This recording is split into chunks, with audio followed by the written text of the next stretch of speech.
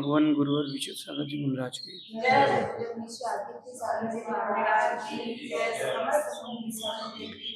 या हम सभी अपने जीवन में सुख और गुणों की अभिवृद्धि के लिए नीति के विषयों का श्रवण कर रहे हैं। हमेशा हर व्यक्ति के मन में दो बातें गूंजती हैं कि मैं पुरुषार्थ कर रहा हूं, फिर भी मेरा काम नहीं बन रहा, तो मेरा पुण्य कमजोर है क्या? कई बार जिसका पुण्य तेज रहता है वो पुरुषार्थ नहीं करता और वो यही सोचता है कि यार मेरा काम क्यों नहीं बन रहा। वास्तविकता ये है कि आपको बैलेंस बनाना चाहिए। पुण्य में, पुरुषार्थ में बैलेंस बना करके रखना चाहिए। जिसने पुण्य में, पुरुषार्थ में बैलेंस बनाया है वही जीव अपने लक्ष्य को प्राप्त कर पाता है। जब आप बैलेंस बनाते हैं तभी गाड़ी चल पाती है। जब आप बैलेंस बनाते हैं तभी रोटी मिल पाती है। बैलेंस बनाते तभी आटा गूंथ पाते हैं। अगर बैलेंस नहीं बनाएंगे तो सब्जी भी नहीं पकेगी। तापमान का बैलेंस, पानी का बैलेंस, सभी चीज में बैलेंस, लाइफ में बैलेंस हर स्टेज पर। ये जो कैमरा सामने रखा है, ये माइक रखा है, ये भी स्टैंड पर बैलेंस्ड है। मैं जिस तखत पर बैठा हूं ये भी बैलेंस्ड है। तो सारी चीजें बैलेंस्ड होती तब वो व्यवस्थित रूप से चलती है। आपके घर में भी पानी भरा रहता है टंकियों में, बर्तनों में। अगर वो बर्तन बैलेंस्ड ना हो तो पानी भी नहीं भर पाओगे आप, पानी भी नहीं मिल पाएगा आपको। तो लाइफ में हर चीज को बैलेंस्ड करके रखना चाहिए। मेहनत को भी बैलेंस्ड करके रखो और पुरुषार्थ को भी, यानी पुण्य को भी बैलेंस्ड करके रखो। अब समस्या ये आती है कि बैलेंस बिगाड़ने वाला कौन होता है? बैलेंस तो आप बना लेते हो, ये बात तो आपको समझ में आ गई कि लक्ष्य तक जाना है तो बैलेंस चाहिए ये, लेकिन उस बैलेंस को बिगाड़ने वाला कौन है? मेन बात ये, उस बैलेंस को बिगाड़ने वाला अगर कोई है तो वो हमारी डिपेंडेंसी है। उस बैलेंस को बिगाड़ने वाला कोई है तो पीछे से आ रहे दूसरों के शब्द हैं। आप में इतनी कैपेबिलिटी है कि आप अकेले ही जंग जीत सकते हो। किसी कवि ने अच्छा लिखा है कि दूसरों के भरोसे मत रहना, अपना जनाजा या खुद उठाना है। तो अपन कैपेबल हैं सब कुछ करने में, लेकिन जो पीछे से लोगों के शब्द आते हैं या आप डिपेंडेंसी करते हो, दूसरों के सहारे बैठ जाते हो, बस वहीं से आपका लक्ष्य आपसे दूर हो जाता है। डिपेंडेंसी ना करें। एक अच्छा खिलाड़ी वो होता है, वो बात के खिलाड़ियों पर डिपेंडेंसी नहीं करता। वो ये सोच के खेलता है कि मैच मुझे खेलना है, मुझे जीतना है, मैच मेरे हाथ पे है। वो जो बात के खिलाड़ी होते हैं वो ये नहीं सोचते कि वो आगे वाला खेलेगा, वो भी ये सोचते कि मैच मेरे हाथ पर है, मुझे खेलना है।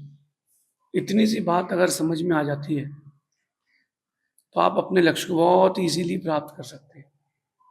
हर किसी के अपने अपने लक्ष्य होते हैं, किसी के छोटे, किसी के बड़े, किसी के आध्यात्मिक, किसी के आर्थिक, किसी के सामाजिक। तो हर किसी के अपने अपने लक्ष्य हैं, बहुत सारे लक्ष्य हैं। सोचो आपका लक्ष्य क्यों डिस्टर्ब हो रहा है? उसके जो मैं दो रीजंस मेन बताएं, तो डिस्ट्रैक्शंस, पीछे से किसी के शब्दों के डिस्ट्रैक्शंस, और एक आपका डिपेंडेंसी। आपके साथ क्या हो रहा है?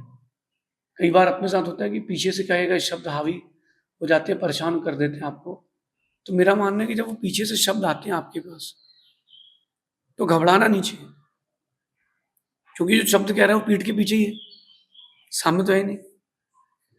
मेरा तो मानना है कि जब पीठ पीछे कोई बात कहे तो मन में एक बात सोच के रखना कि कुछ लोग हमने नौकरी पर लगा के रखे हैं, काम उनका एक ही है, पीठ पीछे बात करना, पगार लेते नहीं है, काम ईमानदारी से करते हैं। ऐसा सोच लो कि तो सेटिस्फेक्शन मिलेगा। मैं तो यही करता हूँ, जब पीठ पीछे कोई कहता है तो ये सोच लेता हूँ कि यार ठीक है, वो पीछे बोल रहा है, उसका काम पीछे बोलने का ही है, क्योंकि उसको पीछे ही रहना है। मैंने बात लिखी है कि उन पर ध्यान ना दे जो आपकी पीठ पीछे बोलते हो। इसका सीधा सा अर्थ है कि वो आपसे दो कदम पीछे, और अच्छा है ऐसे लोगों को पीछे रहना चाहिए, उनको आगे आने की स्पेस भी ना दें। जो गाड़ी बहुत धुआं छोड़ रही हो, स्लो चल रही हो, अगर किसी ने उस गाड़ी ने आपको ओवरटेक कर लिया है, जो गाड़ी बहुत धुआं छोड़ रही हो, स्लो चल रही हो, उसने आपको ओवरटेक कर लिया, तुम्हारा पूरा रास्ता खराब कर देगी। ऐसी गाड़ियों को ओवरटेक होने ना दे। जो पीठ पीछे बोल रहे हैं उनको बोलने दो, अरे कम से कम कोई तो तुम्हारे पीछे लगा है, और पीछे लगा है मतलब तुम आगे निकलोगे। रॉकेट के पीछे आग लगती है तो वो आगे निकलता है, तुम्हारे पीछे लोगे तुम भी आगे निकलोगे। बस इतना ध्यान रखना, उनके शब्दों से हमको अट्रैक्ट नहीं होना है, इफेक्टेड नहीं होना है। शब्द उसके, भावना उसकी, आने वाला कल उसका, हमें क्या करना, हमें क्या करना है इससे? ऐसा सोचेंगे तो आप अपने लक्ष्य पर जल्दी पहुंच जाएंगे। कुछ लोगों के पास जो होता है वो मेंटल स्टेबिलिटी नहीं होती, तो वो मेंटल स्टेबिलिटी नहीं होने के कारण वो छोटी छोटी चीज़ों से बहुत जल्दी इफेक्टेड हो जाते हैं। जैसे आप लोग सुन रहे हो, किसी ने ऐसे की जगह ऐसा पोस्ट कर लिया, तो इतने में ही इफेक्टेड हो जाएंगे। कई लोगों की आदत रहती है कुछ चीज़ करने की, वो कुछ चीज़ें करते रहे तो उन्हें काम सक्सेस होते हैं। ये मेंटली स्टेबल नहीं है। जैसे एक वकील था, भारत की कथा है, उसको किसी की ताकत नहीं थी हराने की, लेकिन जब भी वो केस लड़ता था अपने कोर्ट की बटन घुमाता था, कोर्ट की बटन घुमाता था, सामने वाले वकील ने पकड़ लिया कि ये बटन घुमाता है ना, तब इसका माइंड स्टेबल होता है। तो लास्ट हियरिंग के ठीक पहले उसने उस वकील की किसी से लड़ाई करा दी और उसकी वो बटन तोड़ दी। बस 2 मिनट बाद हियरिंग थी, लंच का टाइम था, वकील का दिमाग खराब हो गया कि बटन नहीं घुमा पा रहा था वो, और वो एकदम कंसंट्रेशन नहीं कर पाया। ये आपकी मेंटल अनस्टेबिलिटी है, आपके अंदर भी होगी, हर किसी के अंदर कुछ ना कुछ होती है। जिससे माताएं रोटी बेलती हैं तो उनको अपना ही बेलन चाहिए, दूसरे के बेलन से वो रोटी नहीं बेल सकती, जबकि दूसरा बेलन भी वो नया खरीद के लाती है। कई लोग बुक से पढ़ते हैं, उनको अपनी ही बुक चाहिए। तो बहुत सारी चीज़ें जो है अगर आपके पास दूसरों की भी हो तो भी आप कर सकते हैं, ऐसा कोई बड़ी चीज़ नहीं है। मेंटल स्टेबिलिटी होना चाहिए। मेंटल स्टेबिलिटी नहीं होती इसलिए आप उन सब चीज़ों से बहुत जल्दी डिस्ट्रैक्ट हो जाते हैं। आज की नीति मत भूलना, दूसरों के सहारे बैठने से, दूसरों के बुरे शब्दों से प्रभावित होने से जिंदगी में कुछ नहीं मिलेगा। आप दूसरों के सहारे बैठेंगे या दूसरों के शब्दों से प्रभावित होंगे तो कुछ नहीं मिलेगा। हम बहुत जल्दी दूसरों के शब्दों से प्रभावित हो जाते हैं कि उसने मेरे लिए ऐसा क्यों कह दिया, अरे अब उसकी आदत ही है ऐसा कहने की, तो तुम क्या करोगे? हाथी चले बाजार और लोग भौंके हजार, इसमें क्या दिक्कत?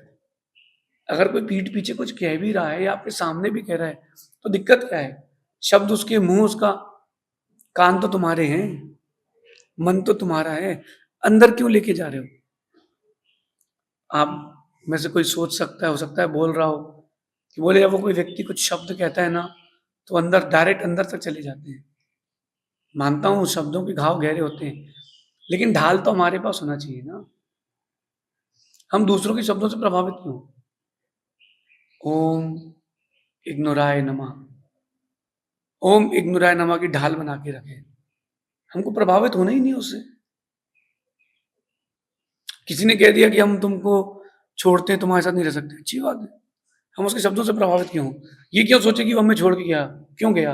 ये सोचे कि वो हमारे लायक ही नहीं था। लायक लोगों के लिए लायक लोग मिलते हैं, लायक लोगों के लिए नालायक लोग नहीं मिलते। अपन ये क्यों सोचे कि वो हमें छोड़ के गया है?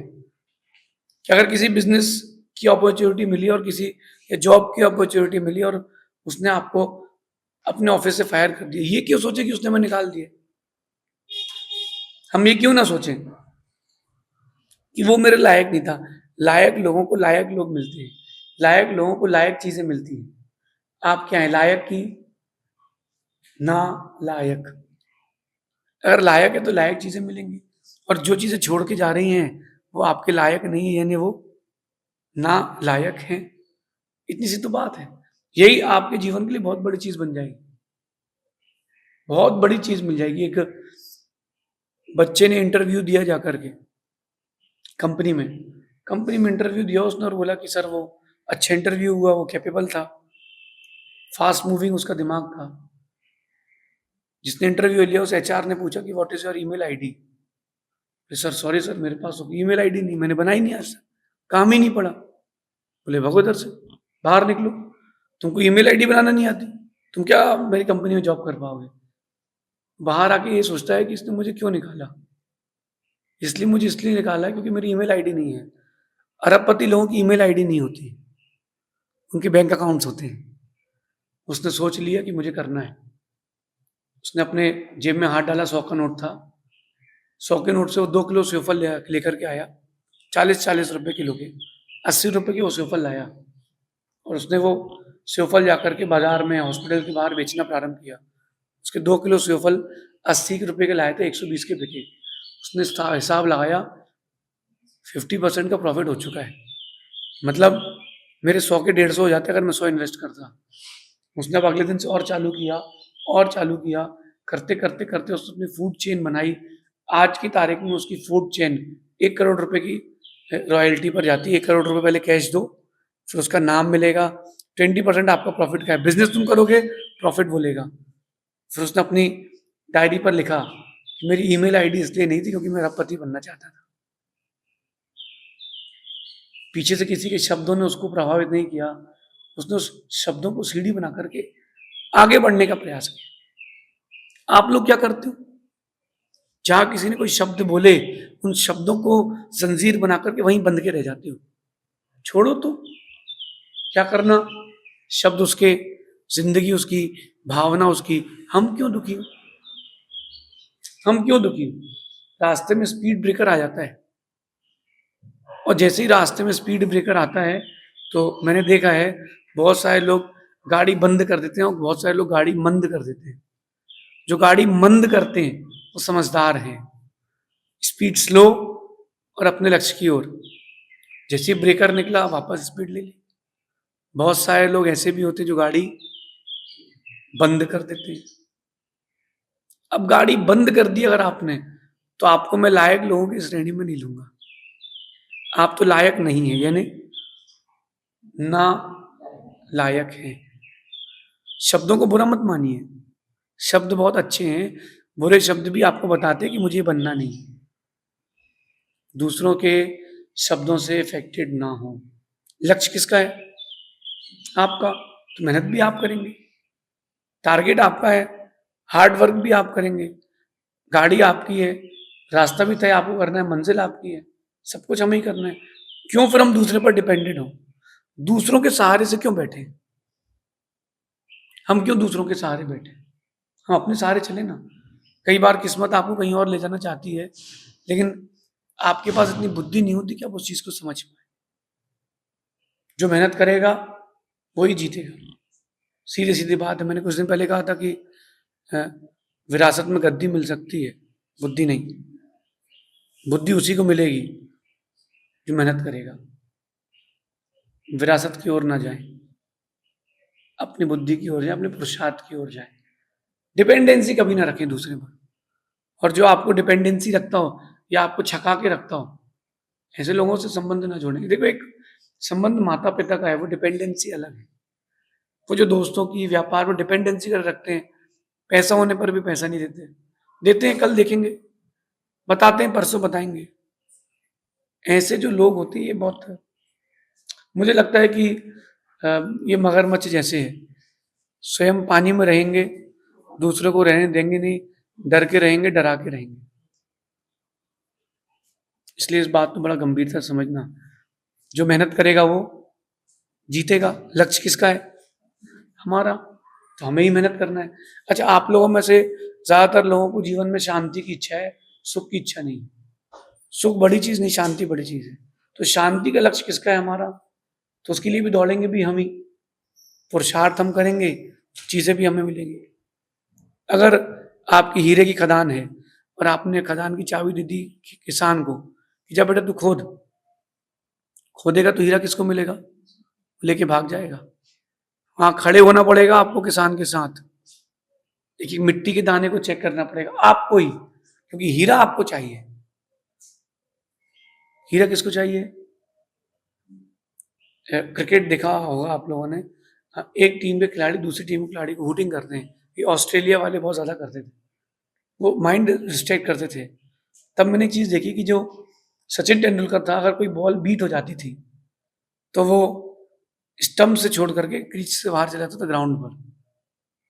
बॉलर उसके पास आता था और वो बॉलर उसके पास यूं आता था और वो ग्राउंड में यूं जाता था। क्यों जाता था? कि मुझे उसके शब्द नहीं सुनना। फिर वो जब बॉलर वापस जाता था, वापस क्रीज पर आता था और पब्लिक की आवाज सुनता था, सचिन सचिन। वापस वो रिफ्रेश हो गया है। दूसरों के शब्द ना सुने जब तक आप स्वयं में सशक्त ना हो। जब आप सशक्त हो जाएं, फिर दूसरों के शब्द आपको प्रभावित करेंगे नहीं। आपका जो लक्ष्य है, बस उस ओर मेहनत करना है। जो लोग विरोध कर रहे हैं वो एक दिन समर्थन करेंगे, जो गाली दे रहे हैं वो एक दिन ताली बजाएंगे। क्योंकि मैं उस फेज से गुजरा हुआ हूँ। मुझसे ही बहुत सारे लोगों ने बहुत सारी बातें की थी कि तुम्हारी फील्ड गलत है, क्योंकि मैंने सबसे पहले व्याकरण की फील्ड चुनी थी। लोगों ने कहा कि तुम्हारी फील्ड गलत। मैंने सोचा कि अब लायक लोगों को जवाब दिया जाता है, जो लायक नहीं उसको क्या जवाब देना। एक छोटा सा बच्चा भी होता है ना, तो पहले उसको भाषा सिखाई जाती है, बाद में सिद्धांत सिखाए जाते हैं। फिर हम एक आपकी भाषा में कहें तो मॉन्क बनने वाले हैं, हम एक जैन साधु बनने वाले, हम समाज को दिशा देने वालों में से हैं। तो जब हम ही क्रम तोड़ देंगे तो दूसरा क्या करेगा? तो पहले मैंने भाषा पर ध्यान दिया, और जो भाषा का ज्ञाता हो चुका उसको सिद्धांत जल्दी समझ में आते। जिन बच्चों को ना हिंदी आती ना इंग्लिश, उनको कुछ भी समझाओ याद नहीं होता। याद इंग्लिश में उसी को होगा जिसको इंग्लिश आती है, याद हिंदी में उसी को होगा जिसको हिंदी आती है। पहले बच्चों को भाषा सिखाएं। उनका लक्ष्य याद करना है तो उसके लक्ष्य के लिए भाषा सिखाएं। बस इतनी सी चीज थी। मैं अपने लक्ष्य पर लगा रहा। जो मुझे कहते थे कि तुम लायक नहीं हो, तो उनको पता है कि वो विरासत में जी रहे हैं, मैं बुद्धि में जी रहा हूँ। तुमको गद्दी मिल सकती है कुछ दिन के लिए, हम गद्दी बनाना जानते हैं। तुमको गद्दी मिल सकती है, हम गद्दी बनाना जानते हैं। हमें जानते हैं कि गद्दी कैसे बनाई जाती है, हमें जानते हैं कि मार्केट कैसे बनाया जाता है।